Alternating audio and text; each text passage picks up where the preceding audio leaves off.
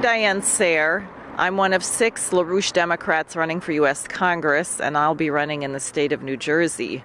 I'm standing here in New York in front of West Point because, as LaRouche identified in his April 19th webcast, our nation and perhaps civilization are going to be swallowed up in a swamp of cowardice.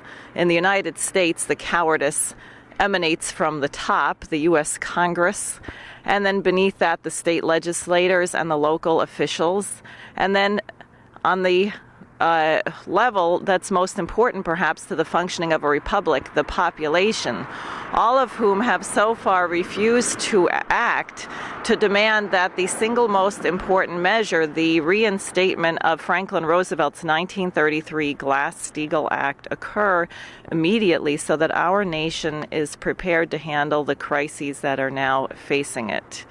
West Point was founded in 1802 under Thomas Jefferson's presidency as a military academy based on the principles of the École Polytechnique in France, a school of engineering and science to build the nation.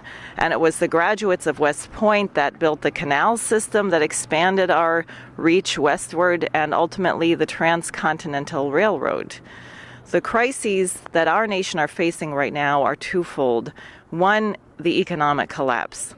And this is an international collapse. The euro system may soon be gone. In the United States, we have millions upon millions of foreclosures, and we have insane hyperinflationary bailouts coming from the office of the presidency.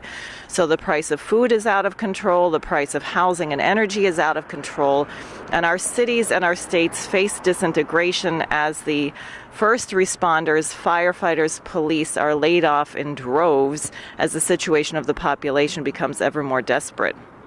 The second major crisis we're facing is an intergalactic crisis. We are facing a greatly intensified number of major earthquakes, volcanoes, tornadoes, due to the relationship of our solar system and the rest of the galaxy, and a new era of very active solar flares and other activity which seem to correlate to massive disruptions here on the surface of the Earth.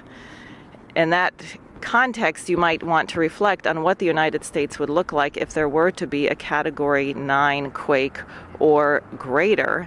The West Coast, California, which produces as much food as many nations, would be devastated. Food supply would be disrupted.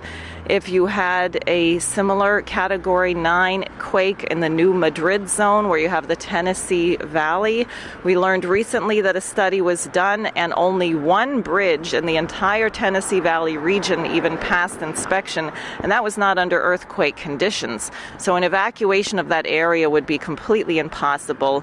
The supply of winter wheat, which is grown in that region, would be completely disrupted. Coal, which depends on 5 bridges to cross the Mississippi, would not be able to be shipped throughout the country. That's the reality that the nation is facing, which most people do not want to consider. And in that context, you should think about the insanity of people who say, well, the bailout was necessary.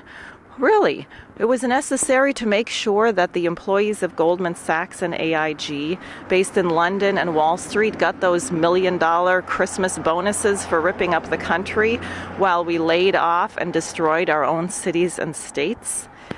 What we are calling for is the immediate reinstatement of the Glass-Steagall Act, which would free up about $15 trillion, which should go immediately back into the states to restore their full functioning, but more importantly, to build up NASA, the Army Corps of Engineers, and to build a new platform of infrastructure where our nation could function on the level that a nation should be functioning at this late date in mankind's future.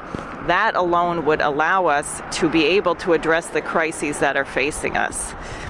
Don't you think that that's worth fighting for? Now, one other thought. According to the National Response Framework, if a catastrophe exceeds the magnitude under which it can be dealt with by a state, the chain of command properly falls into the hands of the President of the United States. My question to you is, would you trust President Barack Obama to act in your defense?